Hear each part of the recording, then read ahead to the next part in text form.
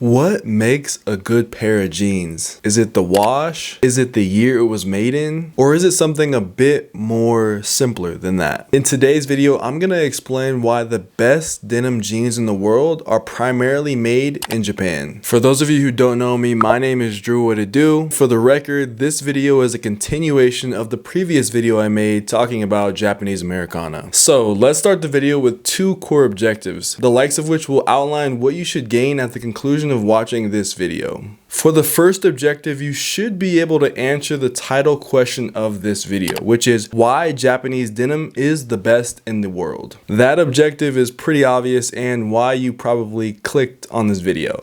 The second objective may be the reason you subscribe if you haven't already, and it is to describe the pompous difference between Selvedge denim and raw denim. Let's dive in. An important lesson that I've learned in fashion and in life is that oftentimes the past informs the present. So let's start by looking at the history of denim made in Japan. Interestingly enough, it wasn't until about the 40s or 50s when Japan society was first introduced to denim. If you watched the previous video in this series, then you'll know that during and after World War II, the United States and Japan collided in both combat and cultural curiosity during the 20th century. And one of the newest forms of cultural influence during this time was going to your local cinema and watching a film. And while there are many reasons why denim entered into Japan's cultural fashion zeitgeist, one of the main accredited reasons is due to film. And one of the films accredited for introducing the stylistic grandeur of denim was the 1955 film Rebel Without a Cause. Rebellion is a really important theme in this era of fashion, especially during the decades of the 50s, 60s, and 70s. A lot of the traditional ideologies of what it meant to be in society were being challenged both in the United States and in Japan. Interestingly enough, there's a documented term in the mid 20th century in Japan to distinguish that rebellious nature. And that term was taiyosuku. Taiyosuku. Taiyosuku. I gave it a try. The popularity of denim only grew through the decades as young people decided to reject the austere styles of corporate attire. This took place more prominently in the US and trickled into Japan's society as well. Quick side thought, imagine growing up in a time where amongst your generation's youth, the coolest thing that's happening at the time is the introduction of denim into your fashion wardrobe. It's just so different than the world we live in today, where computers, technology, and social media are the preeminent factors to youth culture. Let me know down in the comments if you also think this is kind of weird and baffling to think about. I have one more important note that I want to bring up as it relates to the historical relevance of Japanese denim. Up until the middle of the 20th century, it was clear cut that America was the best denim manufacturing in the entire world. And the reason why the US was the best also ties into why today Japan is the best. During the 20th century, the US produced a good swath of its high quality denim on a particular shuttle loom manufacturing system. Stay with me here for a moment. We're gonna pretend that we are the most obsessive denim nerds on the planet for the remainder of this video. All denim goes through a weaving process in order to be woven into fabric, then to be made into pants based on the design blueprint laid out by the designer. Warp yarns coordinate themselves in tandem with weft yarns in order to successfully weave the fabric. This process was/is an excellent way to make high quality denim. And during the latter half of the 20th century, what American companies did was abandon these shuttle loom systems that were higher quality but didn't produce as much for projectile loom systems, which were much more efficient but decreased the quality of the denim in order to ramp up the production and create more jeans altogether. Why is this so important? Because these shuttle loom systems that were previously used in the US weren't just discarded, they were sold to an extremely willing buyer, and that buyer being Japanese denim companies. The light bulb should be going off in your head right now. So I want to ask you, before I answer the question personally, why is Japanese denim the best denim in the world? Let's see if you're picking up what I'm putting down telepathically.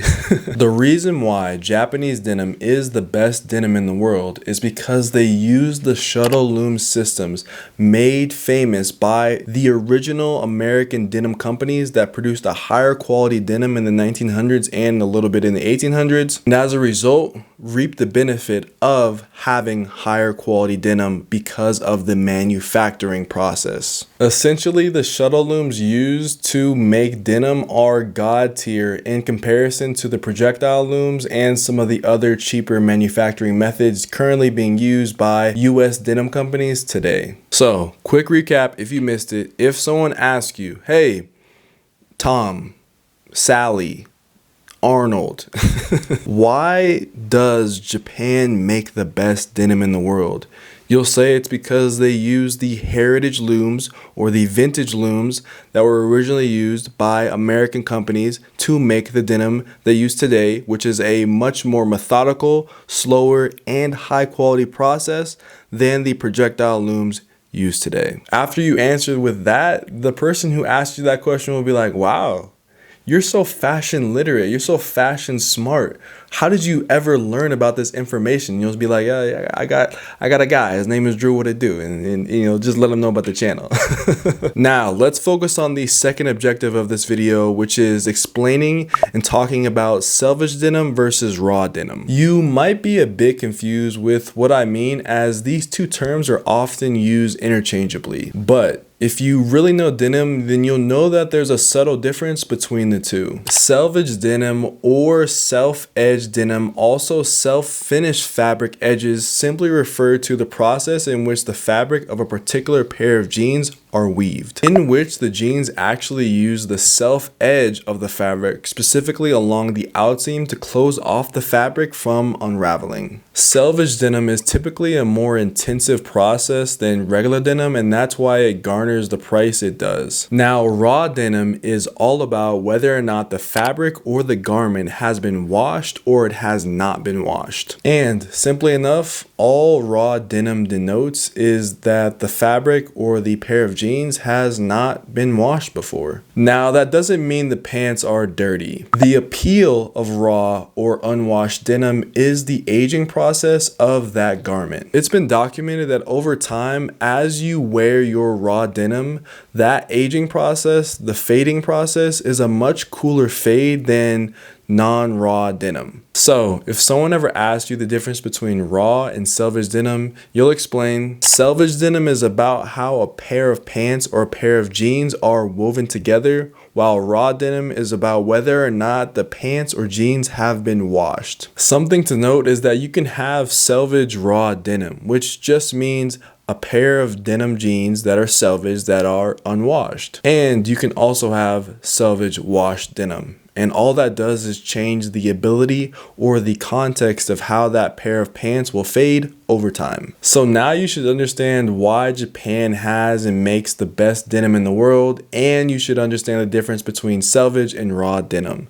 Now you may have one more question that you're itching to know about, and that may be, where do I find these pants? What brands carry selvage denim, raw denim, Japanese denim? Well, my friend, you came to the right channel. I got you. Here are a list of some retailers that not only specialize in denim, but are some of the best and finest Japanese Americana brands that I've been really into recently. Brands such as Pure Blue Japan, Sassafras, Left Field, Sugarcane, TCB Jeans, Orslo, and Beams Plus.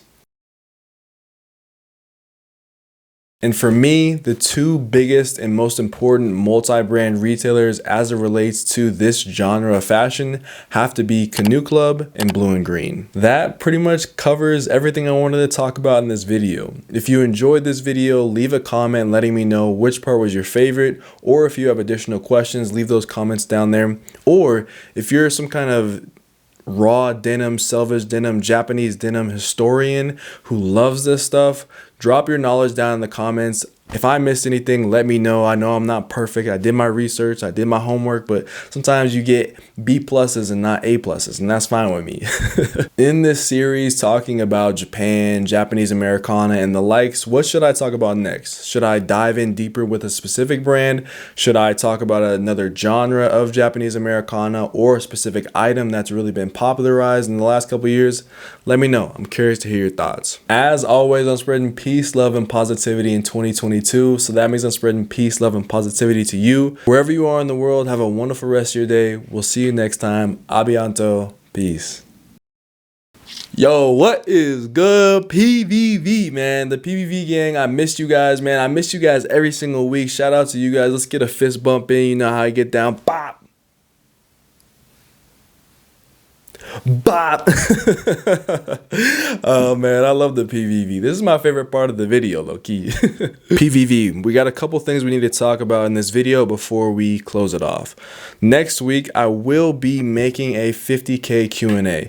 I know I was meant to make that a couple weeks ago and I've kind of been slacking on it, but it's coming, trust me. So if you have any additional questions, either drop them down in the comments, send me a DM, or I'll be having my Instagram like ask me question thingy up again at some point during the next couple of days. Well, I guess this video will go live on Sunday, so you might miss it. But regardless, if you aren't following me on Instagram, just do that and you can ask me a question there. Next, your boy is actually taking a trip to Austin. I know I just came back from the Netherlands, but this really cool opportunity to go to Austin presented itself to me, so I'll be in Austin for the next week.